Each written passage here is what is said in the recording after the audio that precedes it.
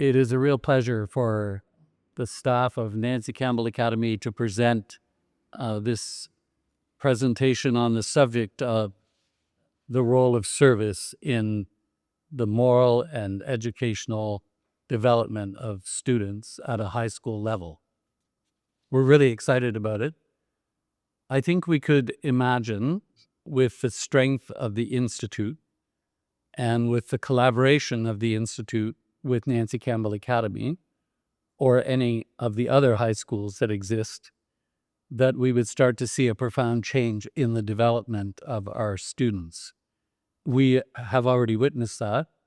We've also undertaken a lot of other service that took place, but the excellent partnership between the Institute and Nancy Campbell Academy ensures a systematic, strategic development and integration into a pattern of civilizing forces that take place in our community. So it allows schools to really look at education in an entirely different way. From the very beginning of Nancy Campbell Academy, we had this challenge of having our students undertake service, since we could imagine that no greater good would there be than to contribute to the common good. So it meant that if we were really going to take Baha'i education seriously, we would have to make sure that our students are actively engaging in community building. And that's always a challenge when you're also trying to deliver an academic education of the highest caliber as well.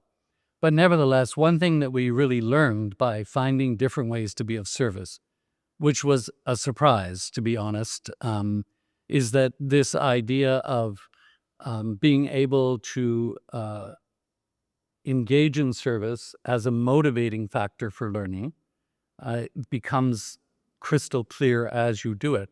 And I, at one point, was very worried that as our students were doing so much service, what about their academics? But what became very clear is that the more service they did, the more excellent their academics became, and the more motivated they were, because they'd get so much feedback about their own development and what they want to achieve. So they became much more motivated, and what we discovered really is that they could do much more in much less time because they were more focused. And because they were so inspired by their service, they wanted to keep doing that. So they didn't want that to interfere, and thus they began a much sounder process of balancing academic education with service. And the quote of Abdu'l-Baha, where he said, "Let a Baha'i child learn in a month what others learn in a year," doesn't mean that we're going to condense 12 years of curriculum into 1 year, but it means that you can, to me, as a result of this, it means that you can do so much service in the community and still achieve a high level of understanding of all the academics necessary. And that's proven to be true. It hasn't always been easy to figure out, should we be insisting, should service be obligatory, or should it be volunteer? And we started the school really with the idea that it was going to be volunteer. But I noticed that at least 25% of the students were totally unmotivated to do any kind of service. And so it seemed necessary to impose something arbitrary. So we came up with a figure of our students would do 50 hours of service. The idea being that that would be an hour a week with 2 weeks off. So that's 50 hours. And that would create not only a desire to do service, but a pattern of service in a systematic way. So that was the idea behind it. I had one student that really spent a lot of time arguing with me, and he was a Baha'i student, and he wanted to argue that, well, how can you make me do service? And where's the spiritual authority for service? So it became a real challenge for me to, okay, where there has to be something that I could find.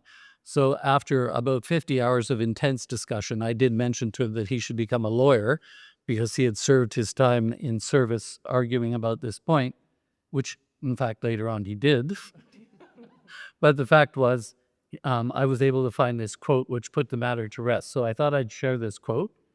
Abdu'l-Baha says, "Service to the world of humanity should be obligatory. Every student should know with perfect certainty that he is the brother of the people of all religions and nations, and that he should be without religious, racial, national, patriotic, or political bias, so that he may find the thoughts of universal peace and the love of humankind firmly established in his heart." So this leads us to the fact that service is for all peoples. It should be of the building of every community member in our community. He should know himself as the servant of human society of all the countries in the world. He should see God as the heavenly Father and all the servants as his children, counting all of the nations, parties, and sects as one family. The mothers in the homes, the teachers in the schools, the professors in the universities, and the leaders in the lofty gatherings must cause these thoughts to be penetrative and effective, as the spirit circulating in the veins and nerves of the children and pupils, so that the world of humanity may be delivered from the calamities of fanaticism, war, battle, hate, and obstinacy, and so that the netherworld may become the paradise of heaven. So this becomes an obligatory fact that we have to be at service, but also it's very interesting here how it's linked to the removal of prejudice and division in a community when we arise to be of service. And this is borne out, and others will speak more about that. I just wanted to make one other comment utilizing another writing, and that is, I often say to parents that this 4 years of high school is a developmental process, because Abdu'l-Baha identifies what it is that we have to learn, what a child learns really from his infancy to his adolescence to his maturity, if education is following that pattern. So the service opportunities have to be commensurate with their developmental needs at each level, not too challenging, but must be inspiring, and they should have a role in engaging in that. So Abdu'l-Baha identifies this in a quotation. Every imperfect soul is self-centered and thinketh only of his own good. But as his thoughts expand a little, he will begin to think of the welfare and comfort of his family. Well, a baby only thinks of its own needs, but as the child becomes a little bigger, it becomes aware of the needs of others. If his ideas still more widen, his concerns will be the felicity of his fellow citizens. And if still they widen, he will be thinking of the glory of his land and of his race. But when ideas and views reach the utmost degree of expansion and attain the stage of perfection, then will he be interested in the exaltation of humankind. He will then be the well-wisher of all men and the seeker of the weal and prosperity of all lands. This is indicative of perfection.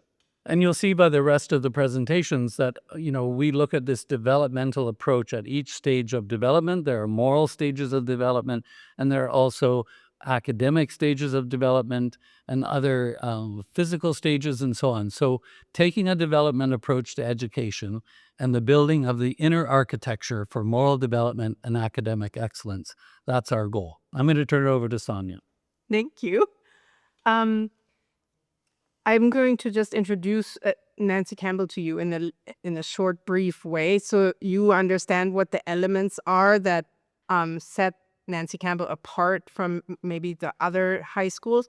But also, I'd like you to take it in a way that it's approachable for everyone, and these are elements that could be replicated in other settings as well. It's not exclusive to Nancy Campbell. Nancy Campbell is a micro school. By design, we don't want to have more than 100 students, and we're currently at around 90. We go from grade 7 to grade 12, and we have a mix of international students as well as local students, about 45 to 55. So that creates a culture of, excitement and new things that we can learn about each other, but also familiarity, and produces like a community that is very diverse, but that is also, all in the same age range and supports and grows together. The elements that I'm referencing here are those that we have identified as supporting the growth and the building of a culture of service. The first one I'd like to point out is the assembly. It's a school-wide where all students come together. We meet in the gym, and it's only a half an hour, but it is like a family dinner. We all come together, we enjoy each other's company, and we share our successes, our what we've done, and we share opportunities for service. And at the beginning of the year, that might be trickling, and there's like one person who's brave enough to say, okay, I can do this. And by the end of the year, as Mr. Naylor pointed out, the developmental arc and the culture has been built. There's multiple students and very many that may have been quieter or that haven't really found their place yet that now come out of their shell. The next aspect is wildfire. Wildfire happens once in each semester. We retreat for a week and study texts that have to do with a social justice theme or issue that we have identified that kind of needs building in the school community. Examples are maybe perseverance or building a culture of support, building bridges between cultures. And the students study in the mornings, and then in the afternoons pick an art group to express and process, but also to engage with the wider community in articulating and making people think. So they pick dance or drama or photography, film, visual art, or music, and then create pieces that they share with the wider community to create dialogue and to engage. It gives them the power of speech, but also identifies things in their community that may need help or support or enhancement. Another mechanism are mentors. So students identify or pick a teacher that they want to work with or want to learn with more closely.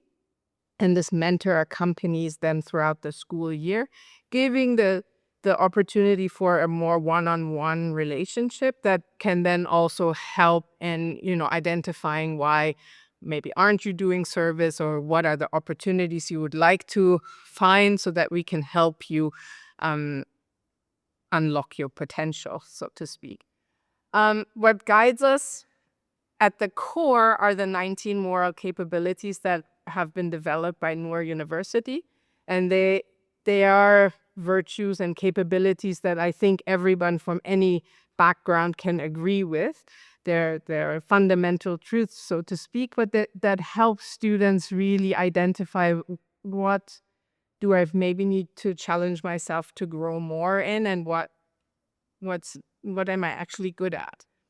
So, and the mechanism that we use for these reflections is the mentor meetings, but also responsibility management time, or RMT, not massage therapy. We use that as a discipline measure. Like, instead of taking on the problem and I have to come up with a solution for you, we're putting the ball back into the student's hand and saying, well, here are the 19 moral capabilities. You know what you've done, and what is your plan to address this and to move forward? So there's, again, that developmental aspect of how we move forward.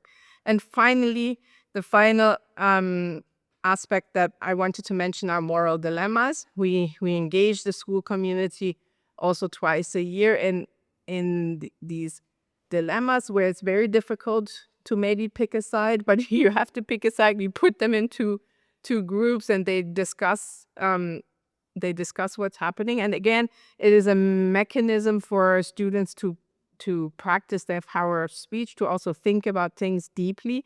And research has shown that engaging in them will actually increase your marks considerably by 10%, I believe. That was my portion, so I pass it on now. Thank you, Sonja. I was going to talk a little bit about our World Citizenship Curriculum, which is a core aspect of the experience at Nancy Campbell. Every year that a student is here, they study one of the World Citizenship courses. And embedded in the World Citizenship courses are what Gord talked about, this quote of like the developmental, like expanding consciousness.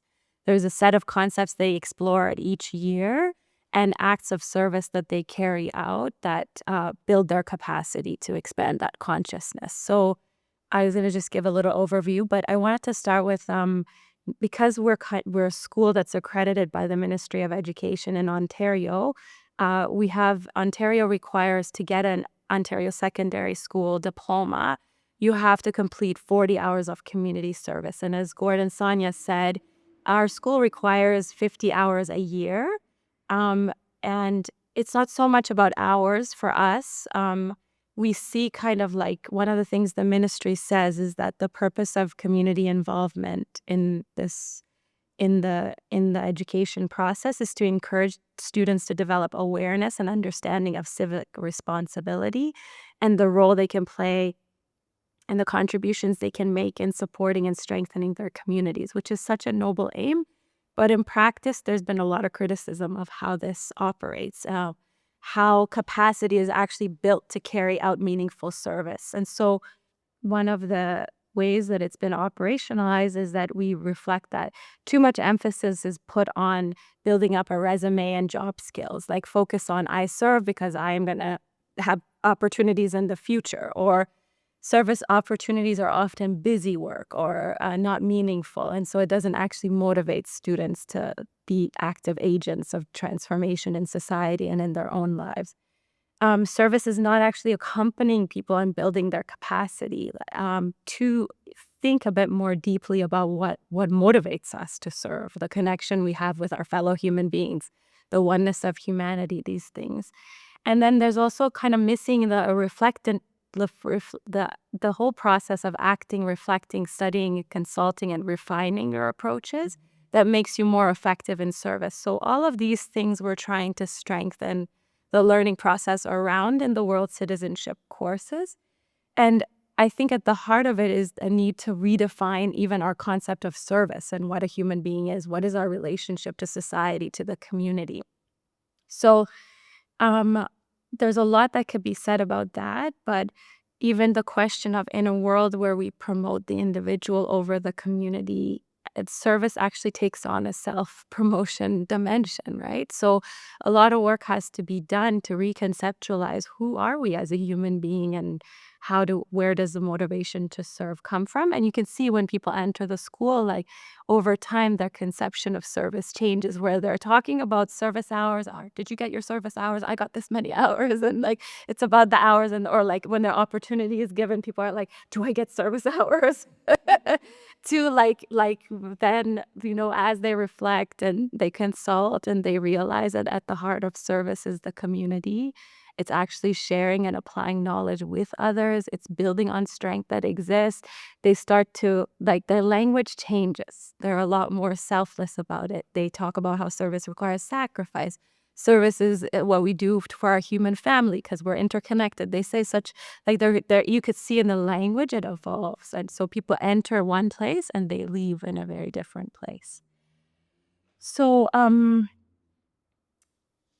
yeah, and I think maybe one thing we can say is that in the education course of Fundayak, they say that the axis of integration of individual and societal transformation or fragmentation that happens in society between the spiritual and the material is service. So we've also obviously have this conception of the twofold moral purpose driving service. That service is the axis that helps an individual develop the vast potentialities that they've been endowed with, and also to make a meaningful impact in their community.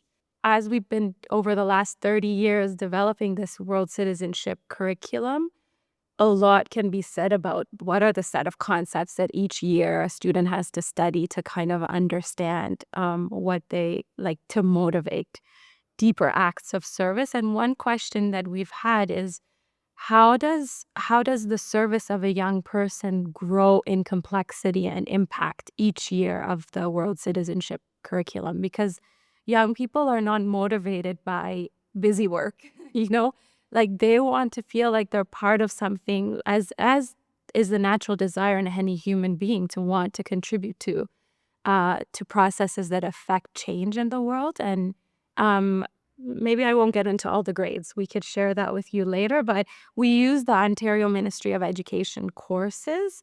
And then from there, we add the service component and we add our own conceptual framework into it. And we're seeing in a lot of ways, young people grow to become protagonists and transformation in their community and in their own lives, as Gordon said, that they're a lot more motivated once they start to understand these concepts to act in the world and to be even engaged in their lives. But I think maybe I pass it on to Tahirih. We could talk about this and that next element. Yeah, thank you. So I'm going to share with you a little bit more about some of the local organizations that we've served with and some of our experiences with the students in building their capacity to be protagonists in the community around us. So Sonja mentioned earlier that we've really tried to grow our connection to our local community. We've increased the number of students that are coming from our local community. And we've been engaging much more closely with local public schools, as well as in different neighborhoods in Stratford. To be fair, this has really happened through the collaboration of Nancy Campbell with the Baha'i Training Institute. We've had partnerships and relationships with different local organizations, but no other organization has built capacity for service in the same way that the Baha'i Training Institute has. Just to share a bit of an example so you can see what I'm sure many of you know, but to give an example, we had an experience a few years ago where some of our students went to the food bank and they were sort of standing near a box and encouraging people outside a grocery store, encouraging people to donate to the box some food for people that are in need. And then when we heard later, we said, how did things go? And some of the individuals from the food bank said, well, it was okay. Like, we didn't find that they really spoke to people too much. And we said, okay, well, what was the preparation process? How did you prepare them to be able to speak? Did you talk about what qualities were necessary for this service? And then after it was done, what was the reflection process? We didn't want to ask these things in a rude way, but we were really curious about what that process was. And of course, most of the other organizations that offer service opportunities don't really provide these kind of opportunities. Whereas the Institute gives our students a chance to study together, to really reflect on what the spiritual qualities are that they need to serve, and then very closely accompanies them into action in the community. So in Stratford, we're sort of organized in 4 neighborhoods around local public schools. And our students, after they've gone through different courses of the Institute and are trained, then serve as children's class teachers, as animators, and as tutors with many local friends. So as an example, in one neighborhood, 10 of our students offer 3 children's classes and 1 junior youth group to approximately 25 children from the local public school. Which accounts for about 10% of that local public school coming to these activities. And then as that relationship with the families of the school developed and the teachers of the school, they've then been able to offer service in the school. So some of our students were invited in to go weekly during classes to offer reading help for the students. Another student wanted to start a drama club to help with reading comprehension and practice in more of a fun, artistic way for the students. So we can see that as they build capacity, their desire to serve in more innovative ways comes to light. Just to give you an example of the kind of numbers we're looking at, last year we had about 91 students at the school, and 59 of them completed one of the books of the Institute. 20 of them serve weekly as a teacher, animator, or tutor. 25 of them serve in junior youth or children's camps throughout the year. And then 14 of them are serving in different ways in the community. So we've seen that their engagement in consistently in the neighborhood over time with materials that allow them to really offer something to the friends that they're serving has inspired their hearts and has offered them to give more of their time to serve. Just as an example, we were saying earlier that our requirement is that they would have 50 hours of service a year. So that adds up to about 200 when they graduate. But we recently had one student graduate with over 3,000 hours of service during his time at Nancy Campbell. And I think he was only here for 3 years. So you can see that once that flame is ignited, their desire to serve their community, they really, really grow and become excited to serve in many different ways. And our hope is that once they, and we've designed the WCC courses like this, that by grade 12, they would really be understanding themselves and their capacity and what their path of service is going forward once they leave us. So that is our hope. So I'll turn it over to my dad to speak about a specific project that we've initiated. In partnership with the Training Institute. Yes. Yeah, so thank you. Thank you for all those contributions. I was just thinking, It's a bit like trying to bring you an ocean of experience and dedication in a teaspoon, and trying to put all of this in this amount of time. All of this work, one of the major things that happens in grade 11 is students go on roughly a 2-week service project. And we chose it, and we've been to many countries all over the world for the past 30 years. But we recently, I'd say the last 10 or so years, we've started focusing more on the Caribbean. And mostly we were doing performances in all the high schools. We were talking and promoting the Junior Youth Spiritual Empowerment Program as part of it, wherever it existed, to connect the students that we perform to. So really that's more like an attraction activity, but because there's daily reflection on their service and the relationship that they have with the students that they meet, it becomes, I would say, one of the most powerful transformative experiences they have. But then one of the counselors in the Caribbean asked us to come and assist with the learning site in Jamaica. And we actually went to do that. We were able to perform in many of the schools. And oddly enough, the program had been receiving some sort of aggressive responses towards it. But a lot of the people that were doing that were actually vice principals and people in the school. So when we performed there, it kind of raised the profile of what the program was about in terms of the social justice issues. And then they welcomed the program in. But the counselor, we also were especially looking for youth that wanted to become animators for the junior youth program. And we found a large number. But that resulted, at the time, there was manpower issues and so on. And one of the things he said to me was, it'd be good if they could stay longer, you know? So then I started really trying to think, okay, well, how can we maximize the time that they could stay? This ultimately resulted in what we're now referring to as the SOAR project. And SOAR, we said the word SOAR stands for Service Opportunities Activating Resources. And so that program started with us choosing a country in collaboration with the counselor, which was Grenada. And we sent 6 youth. First, we went and performed for 2 weeks, and we sent 6 youth to stay there for 3 months. 3 months. And while they were there, we had a very, very experienced resource coordinator for the Junior Youth Empowerment Program, who basically took the studies to them and seriously moved the whole project into action in a selected neighborhood. That neighborhood, they spent the 3 months in building community. And then there was another 1-month period in June. So the first one was from February to April. The second one was in June. And the third one started the following year.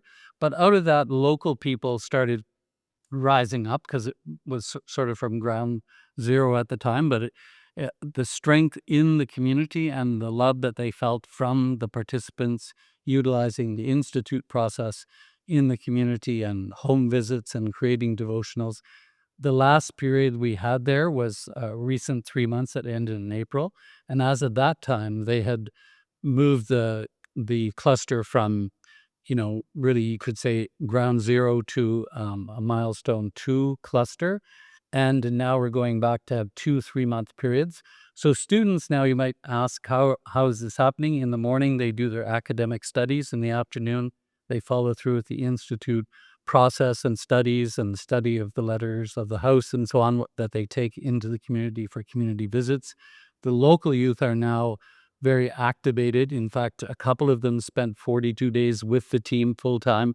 And in this coming September, we'll probably have about 7 of the local youth and about 4 to 6 of our own youth there starting in September. So we're now seeing that it's likely going to move to a higher level of service. And these youth are getting so inspired, we're going to allow those youth to study along with our students the Nancy Campbell curriculum in the morning and then be in the communities after that. These SOAR projects have resulted in the training of a number of our own youth who then come back to school here. They don't actually miss their semester, so it's a semester-long program, but they spend 3 months in the field getting credit for their service for the institute process, developing their thinking and understanding in all the ways that have been spoken about here. And now we could safely say that it is the most transformative experience that we could witness, and the effect of it on the other students has been remarkable. So the first group that was coming back We'd have to say at the beginning, the people we took were not really trained in all the books. It was a matter of them having to do it. And they started talking to students back there, get ready to, in order to get ready, you have to do these books and so on. So the students activated themselves, got ready to go.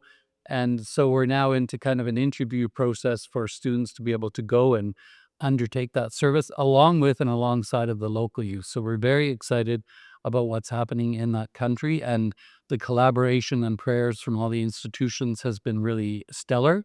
But it's creating what I would say is a new way of thinking about how high school studies can be done, maximizing the amount of service and being guided by the process of the Institute. So it's very targeted and systematic.